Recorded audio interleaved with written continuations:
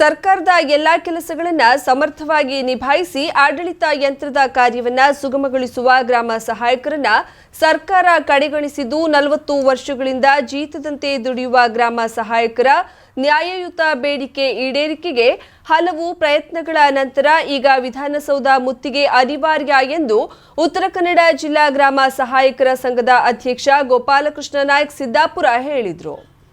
ಅಂಕೋಲಾದ ಸ್ವಾತಂತ್ರ್ಯ ಸಂಗ್ರಾಮ ಭವನದಲ್ಲಿ ರವಿವಾರ ಆಯೋಜಿಸಿದ್ದ ಜಿಲ್ಲಾ ಮಟ್ಟದ ಗ್ರಾಮ ಸಹಾಯಕರ ಸಭೆಯಲ್ಲಿ ಮಾತನಾಡಿ, ಗ್ರಾಮ ಸಹಾಯಕರ ಕಷ್ಟಕ್ಕೆ ಯಾರೂ ಸ್ಪಂದಿಸುತ್ತಿಲ್ಲ. ನಮಗೆ ಹೋರಾಟದ ಮೂಲಕ ಬೇಡಿಕೆ ಈಡೇರಿಸಿಕೊಳ್ಳುವುದು ಅನಿವಾರ್ಯವಾಗಿದೆ ಎಂದರು. ಜಿಲ್ಲೆಯಲ್ಲಿ 385 ಗ್ರಾಮ ಸಹಾಯಕರಿದ್ದಾರೆ. ಕೇವಲ 12,500 ರೂಪಾಯಿ ಸಂಬಳದಲ್ಲಿ ದುಡಿಯುತ್ತಿರುವ ಇವರಿಗೆ ಸರ್ಕಾರದ ಯಾವ ಸೌಲಭ್ಯಗಳೂ ದೊರೆಯೋದಿಲ್ಲ. ಇಷ್ಟು ಕಡಿಮೆ ಸಂಬಳದಲ್ಲಿ ಪ್ರತಿಯೊಂದು ಕೆಲಸಗಳಲ್ಲೂ ದುಡಿಯುವ ಇವರಿಗೆ ಖಾಯಮತಿಯೂ ಇಲ್ಲ. ಕಳೆದ 40 ವರ್ಷಗಳಿಂದ ಜೀತದಂತೆ ದುಡಿಯುವ ಇವರ ಬೇಡಿಕೆಯ ಕೂಗು ಸರ್ಕಾರದ ಕಿವಿಗೆ ಕೇಳಿಸುತ್ತಿಲ್ಲ. ಹಿಂದಿನ ಜೀತ ಪದ್ಧತಿ ಗ್ರಾಮ ಸಹಾಯಕರ ಮಟ್ಟಿಗೆ ಇಂದಿಗೂ ಜೀವಂತವಾಗಿದೆ.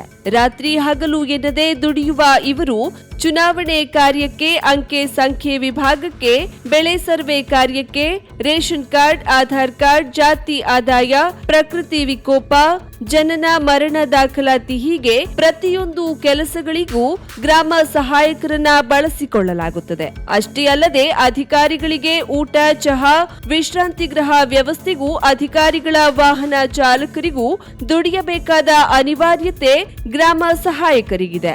ಇಷ್ಟೆಲ್ಲ ಕೆಲಸಗಳಿಗೆ ಬೇಕಾಗುವ ಗ್ರಾಮ ಸಹಾಯಕರ ಸಂಬಳ ಏರಿಕೆ ಮತ್ತು ಖಾಯಮಾತಿ ಮಾತ್ರ ಸರ್ಕಾರಕ್ಕೆ ಬೇಕಾಗಿಲ್ಲ. ಸಮಸ್ಯೆ ಬಗ್ಗೆ ಕಂದಾಯ ಮಂತ್ರಿ ಆರ್ ಅಶೋಕರ ಗಮನಕ್ಕೆ ತಂದಾಗ ಅವರು ಸೆಪ್ಟೆಂಬರ್ 15ರ ಅಧಿವೇಶನದಲ್ಲಿ ಪ್ರಸ್ತಾಪ ಮಾಡುವುದಾಗಿ ಭರವಸೆ ನೀಡಿದ್ರು. ಆದರೆ ಅಧಿವೇಶನದಲ್ಲಿ ಪ್ರಸ್ತಾಪವಾಗಿಲ್ಲ. ಹೀಗಾಗಿ ಅನಿವಾರ್ಯವಾಗಿ ವಿಧಾನಸೌಧ ಮುತ್ತಿಗೆ ಹಾಕದೆ ಬೇರೆ ಮಾರ್ಗವಿಲ್ಲ ಎಂದಿದ್ದಾರೆ. ಸಭೆಯಲ್ಲಿ ಜಿಲ್ಲಾಧ್ಯಕ್ಷ ಗೋಪಾಲಕೃಷ್ಣ ನಾಯ್ಕ, ಉಪಾಧ್ಯಕ್ಷ ರಾಮಕೃಷ್ಣ ಹೆಚ್ ನಾಯಕ್, ದೇವೇಂದ್ರ ನಾಯ್ಕ್, ಖಜಾಂಚಿ ಮಾಸ್ತಿ, ಕಾರ್ಯದರ್ಶಿ ಕಲಾಲ್, ಸಂಘಟನಾ ಕಾರ್ಯದರ್ಶಿ ರೇಷ್ಮಾ ಫರ್ನಾಂಡಿಸ್, ಕಾರವಾರ ತಾಲೂಕಾಧ್ಯಕ್ಷ ನಾಗೇಶ್ ನಾಯ್ಕ್, ಭಟ್ಕಳ ತಾಲೂಕಾಧ್ಯಕ್ಷ ಬಾಬು ನಾಯ್ಕ್, ಕುಮಟಾ ತಾಲೂಕಾಧ್ಯಕ್ಷ ಚಂದ್ರಕಾಂತ್ ನಾಯ್ಕ್, ಶಿರ್ಸಿ ತಾಲೂಕಾಧ್ಯಕ್ಷ ಇನಾಮ್, ಸಿದ್ದಾಪುರ ತಾಲೂಕಾಧ್ಯಕ್ಷ ಮಂಜುನಾಥ್ ನಾಯ್ಕ್, ಜೈಡಾ ತಾಲೂಕಾಧ್ಯಕ್ಷ ಲಕ್ಷ್ಮಣ್, ಹೊನ್ನಾವರ ತಾಲೂಕಾಧ್ಯಕ್ಷ ರಾಘವೇಂದ್ರ ಶೇಟ್, ಯಲ್ಲಾಪುರ ತಾಲೂಕಾಧ್ಯಕ್ಷ ಬಸು ಸಭೆಯಲ್ಲಿ ಉಪಸ್ಥಿತರಿದ್ದು ತಮ್ಮ ಅನಿಸಿಕೆಗಳನ್ನು ವ್ಯಕ್ತಪಡಿಸಿದ್ರು. ಜಿಲ್ಲೆಯ ಎಲ್ಲಾ ತಾಲೂಕಿನ ಗ್ರಾಮ ಸಹಾಯಕರು ಹಾಜರಿದ್ದು ಮುಂದಿನ ರೂಪುರೇಷೆಯ ಬಗ್ಗೆ ಚರ್ಚಿಸಿದ್ರು. ಈ ಸಂದರ್ಭದಲ್ಲಿ ರವಿ ನಾಯ್ಕ್, ಅಂಕೋಲಾ ತಾಲೂಕಾಧ್ಯಕ್ಷ ರಾಮಕೃಷ್ಣ ನಾಯಕ್ ಉಪಸ್ಥಿತರಿದ್ದರು. ದಾಂಡೇಲಿಯಲ್ಲಿ 3.5 ವರ್ಷದ ಅಪ್ರಾಪ್ತ ಮಗುವಿನ ಮೇಲೆ 73 ವರ್ಷದ ವಯೋವೃದ್ಧ ಲೈಂಗಿಕ ದೌರ್ಜನ್ಯ ನಡೆಸಿರುವ ಘಟನೆಯನ್ನ ಖಂಡಿಸಿ ರವಿವಾರ ನಗರದ ಬಸ್ ನಿಲ್ದಾಣದ ಎದುರು ಆರೋಪಿಯ ಪ್ರತಿಕೃತಿ ದಹಿಸಿ ಪ್ರತಿಭಟನೆ ನಡೆಸಿದ ಕರ್ನಾಟಕ ರಕ್ಷಣಾ ವೇದಿಕೆಯ ಪ್ರವೀಣ್ ಶೆಟ್ಟಿ ಬಣದ ಕಾರ್ಯಕರ್ತರು ಆರೋಪಿಗೆ ಜೀವಾವಧಿ ಶಿಕ್ಷೆಯಾಗುವಂತೆ ಒತ್ತಾಯಿಸಿದ್ದಾರೆ. ಕರವೇ ಅಧ್ಯಕ್ಷ ಪ್ರವೀಣ್ ಕುಮಾರ್ ಕೊಠಾರಿ ಮಾತನಾಡಿ, ಅಪ್ರಾಪ್ತಿಯ ಮೇಲೆ ಲೈಂಗಿಕ ದೌರ್ಜನ್ಯ ನಡೆಸಿದ ಆರೋಪಿಗೆ ಜೀವಾವಧಿ ಶಿಕ್ಷೆಯಾಗಬೇಕು ಹಾಗೂ ಈತನ ಪರ ಯಾವ ನ್ಯಾಯವಾದಿಗಳು ಕೂಡ ವಕಾಲತ್ತು ವಹಿಸಬಾರದು. ಹಾಗೊಮ್ಮೆ ವಕಾಲತ್ತು ವಹಿಸಿದ್ರೆ ಅದನ್ನ ಕರವೇ ಖಂಡಿಸುತ್ತದೆ ಎಂದರು. ಈ ಸಂದರ್ಭದಲ್ಲಿ ಕರವೇ ಪ್ರಮುಖರಾದ ಮಂಜು ಪಂಥೋಜಿ, ಸಂಜು ಸಿಂಗಾಯಿ, ಸಂತೋಷ್ ಕೇರ್ದಾಳ್, ಅಸ್ಲಾಂ ದೇಸಾಯಿ, ತೋಸಿಫ್ ಮುಲ್ಲಾ, ಆರ್ವಿ ಗಡ್ಡೆಪ್ಪನವರ್, ವಿಶ್ವನಾಥ್ ಜಾಧವ್, ದೇವರಾಜ್ ದಾರ್ಲಾ, ರಾಜೇಂದ್ರ ಪೈ, ಸುಧೀರ್ ಶೆಟ್ಟಿ, ವಿಷ್ಣು ನಾಯರ್, ಗಣೇಶ್ ಖಾನಾಪುರಿ, ರಫೀಕ್ ಫಿಲಾರ್ಡ್, ಮನೋಜ್ ಲಮಣಿ ಮುಂತಾದವರು ಇದ್ದರು. ಅಪ್ರಾಪ್ತ ಬಾಲಕಿಯ ಮೇಲೆ ವೃದ್ಧನೋರ್ವ ನಡೆಸಿದ ಲೈಂಗಿಕ ದೌರ್ಜನ್ಯ ಪ್ರಕರಣವನ್ನ ಖಂಡಿಸಿರುವ ಜನವಾದಿ ಮಹಿಳಾ ಸಂಘಟನೆಯ ಅಧ್ಯಕ್ಷೆ ರತ್ನದೀಪ ಎನ್ಎಂ ರವರು ಆರೋಪಿಗೆ ಕಠಿಣ ಶಿಕ್ಷೆಗೊಳಪಡಿಸುವಂತೆ ಒತ್ತಾಯಿಸಿದ್ದಾರೆ. ಕಾರವಾರ ನಗರ ವ್ಯಾಪ್ತಿಯಲ್ಲಿ ಸಿಆರ್ಜೆಡ್ ಮಿತಿಯನ್ನ 50 ಮೀಟರ್ಗೆ ಸೀಮಿತಗೊಳಿಸುವ ಬಗ್ಗೆ ಅಂತಿಮ ತೀರ್ಮಾನಕ್ಕೆ ಬರುವ ಮುನ್ನ ಈಗಾಗಲೇ ಕಾರವಾರದ ಠಾಕೂರ್ ಕಡಲ ತೀರದಲ್ಲಿ ಸಿಆರ್ಜೆಡ್ ನಿಯಮಾವಳಿ ಉಲ್ಲಂಘಿಸಿ ನಿರ್ಮಾಣಗೊಂಡಿರುವ ಶಾಶ್ವತ ಕಟ್ಟಡಗಳನ್ನು ತೆರವುಗೊಳಿಸಬೇಕು. ಕಾರವಾರದ ಸ್ಥಳೀಯ ನಾಗರಿಕರ ಹಾಗೂ ಮೀನುಗಾರರಿಂದ ಸಮಗ್ರವಾಗಿ ಅಭಿಪ್ರಾಯ ಸಂಗ್ರಹಿಸಬೇಕೆಂದು ಆಗ್ರಹ ಕೇಳಿಬಂದಿದೆ. ರಾಷ್ಟ್ರೀಯ ಹೆದ್ದಾರಿಯಿಂದ ಬೀಚ್ ಭಾಗದ ಪ್ರದೇಶದಲ್ಲಿ ಮತ್ತೆ ಶಾಶ್ವತ ಕಟ್ಟಡ ನಿರ್ಮಾಣಕ್ಕೆ ಅವಕಾಶ ನೀಡಬಾರದು ಎಂಬ ಅಭಿಪ್ರಾಯ ಸಾರ್ವಜನಿಕ ವಲಯದಿಂದ ವ್ಯಕ್ತವಾಗಿದೆ.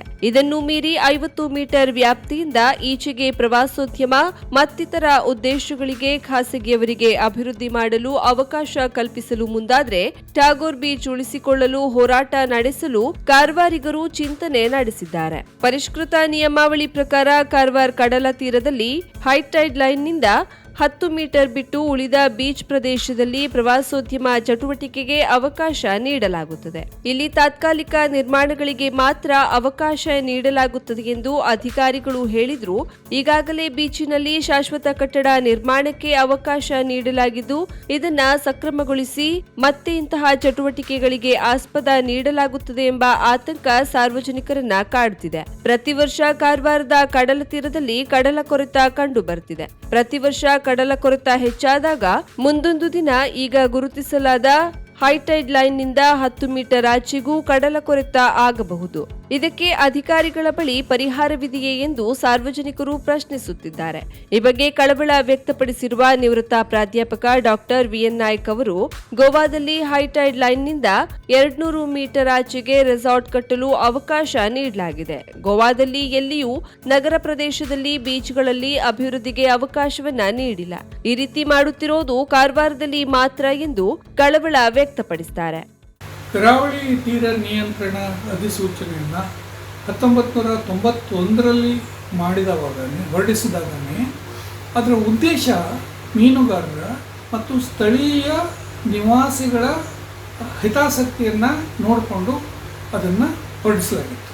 ಆದರೆ ನಂತರದ ದಿನಗಳಲ್ಲಿ ಪ್ರವಾಸೋದ್ಯಮಕ್ಕೆ ಹೆಚ್ಚಿನ ಪ್ರಾಶಸ್ತ್ಯ ನೀಡೋದ್ರಿಂದ ಮತ್ತು ಆರ್ಥಿಕ ವ್ಯವಸ್ಥೆಯನ್ನು ಸುಧಾರಿಸುವಲ್ಲಿ ಪ್ರವಾಸೋದ್ಯಮ ಮಹತ್ವದ ಪಾತ್ರ ವಹಿಸುತ್ತದೆ ಅನ್ನೋ ಉದ್ದೇಶದಿಂದ ನಿರಂತರವಾಗಿ ಈ ಕಡಲ ತೀರ ನಿರ್ವಹಣಾ ಅಧಿಸೂಚನೆಯಲ್ಲಿ ಬದಲಾವಣೆಗಳನ್ನು ಮಾಡ್ತಾನೆ ಬಂದರು.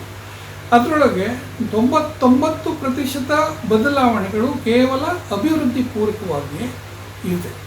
ಈ ಕಡಲ ತೀರ ನಿಯಂತ್ರಣ ಅಧಿಸೂಚನೆಯ ಉದ್ದೇಶದ ಹಾಗೂ ಭವಿಷ್ಯದ ದೃಷ್ಟಿಯಿಂದ ವಿಚಾರ ಮಾಡಿದರೆ ಈ ಬದಲಾವಣೆಗಳನ್ನು ನಾವು ವಿರೋಧಿಸಲಿಕ್ಕೆ ಬೇಕಾಗ್ತದೆ. ಅದಕ್ಕೆ ಮುಖ್ಯವಾಗಿ 2-3 ಉದಾಹರಣೆಗಳನ್ನು ಇಟ್ಕೊಳ್ಳಿಕ್ಕೆ ಬಯಸ್ತೇನೆ. ಕಡಲ ತೀರದ 200 ಮೀಟರ್ ಪ್ರದೇಶವನ್ನು ಹೈಟೈಡ್ ಲೆವೆಲಿಂದ 200 ಮೀಟರ್ ಪ್ರದೇಶವನ್ನು ನೋ ಡೆವಲಪ್ಮೆಂಟ್ ಝೋನ್, ಅಭಿವೃದ್ಧಿ ರಹಿತ ಪ್ರದೇಶ ಅಂತ ಮಾಡಲಿಕ್ಕೆ ನಿಜವಾದ ಉದ್ದೇಶ ಏನಂತ ಹೇಳಿದ್ರೆ, ಅದು ಸಾರ್ವಜನಿಕರ ಬಳಕೆಗೆ ಉಪಯೋಗ ಆಗಬೇಕು ಹಾಗೂ ಸಮುದ್ರದ ಯಾವುದೇ ಅಪಾಯಕಾರಿ ಬೆಳವಣಿಗೆಗಳು ಕಡಲ್ ಕೊರೆತ ಇರ್ಬೋದು, ಚಂಡಮಾರುತ ಇರ್ಬೋದು, ಇದರಿಂದ ಆಗುವಂಥ ಹಾನಿಯನ್ನು ತಪ್ಪಿಸುವ ಉದ್ದೇಶದಿಂದ ಈ 200 ಮೀಟರ್ ಪ್ರದೇಶವನ್ನು ಅಭಿವೃದ್ಧಿ ರಹಿತ ಪ್ರದೇಶ ಅಂತ ಮಾಡಲಾಗಿದೆ. ಅದಕ್ಕೆ ಅವರಿಗೆ ಅವರ ಬಲೆಗಳನ್ನು ಇಡಲಿಕ್ಕೆ, ಅವರ ದೋಣಿಗಳನ್ನು ಇಡಲಿಕ್ಕೆ, ಮೀನುಗಾರಿಕೆಯನ್ನು ನಡೆಸಲಿಕ್ಕೆ ಈ ಪ್ರದೇಶದ ಅವಶ್ಯಕತೆ ಇರ್ತದೆ.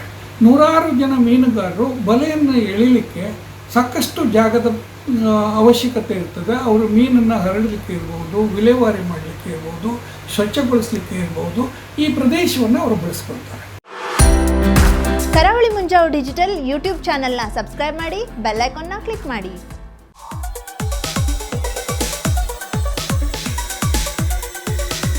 ಸ್ವಾಗತ್ ಜ್ಯುವೆಲ್ಲರ್ಸ್. ನಮ್ಮಲ್ಲಿ ನಿಮ್ಮ ಆಯ್ಕೆಯ ವಜ್ರ, ಬಂಗಾರದ ಆಭರಣ ಮತ್ತು ಎಲ್ಲ ಬೆಳ್ಳಿಯ ಆಭರಣಗಳು, ಉತ್ತಮ ಗುಣಮಟ್ಟದ ವೈಜ್ಞಾನಿಕ ಆಭರಣಗಳು ದೊರೆಯುತ್ತದೆ. 27ನೇ ವಾರ್ಷಿಕ ಸಂಭ್ರಮಾಚರಣೆಯಲ್ಲಿ ನಿಮ್ಮ ಸ್ವಾಗತ್ ಜ್ಯುವೆಲ್ಲರ್ಸ್. ಒಳ್ಳೆಯ ತಾಂತ್ರಿಕತೆಯ ವಜ್ರ, ಜೇಮ್ಸ್ ಸ್ಟೋನ್, ಬಂಗಾರದ ಆಭರಣ ಹಾಗೂ ಎಲ್ಲಾ ತರದ ಬೆಳ್ಳಿಯ ಆಭರಣಗಳು ದೊರೆಯುತ್ತದೆ. 30% ವೇಸ್ಟೇಜ್ನಲ್ಲಿ ರಿಯಾಯಿತಿ, ಮೇಕಿಂಗ್ ಚಾರ್ಜಸ್ನಲ್ಲಿ 50% ರಿಯಾಯಿತಿ. ಇದರೊಂದಿಗೆ ಸುಲಭವಾದ ಸ್ವರ್ಣಲಕ್ಷ್ಮಿ ಉಳಿತಾಯ ಯೋಜನೆಯ ಸೌಲಭ್ಯ ಪಡೆದುಕೊಳ್ಳಿ. ಇಂದೇ ಭೇಟಿ ನೀಡಿ ಸ್ವಾಗತ್ ಜ್ಯುವೆಲ್ಲರ್ಸ್, ಸ್ವಾಗತ್ ಆಭರಣ ಪ್ರೈವೇಟ್ ಲಿಮಿಟೆಡ್, ಕುಟಿನೋ ರೋಡ್, ಕಾರವಾರ.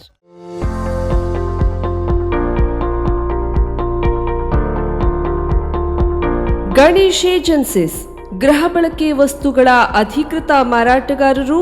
ಒಂದೇ ಸೂರಿನಡಿ ಎಲ್ಲಾ ಬ್ರ್ಯಾಂಡ್ನ ಗೃಹೋಪಯೋಗಿ ವಸ್ತುಗಳು.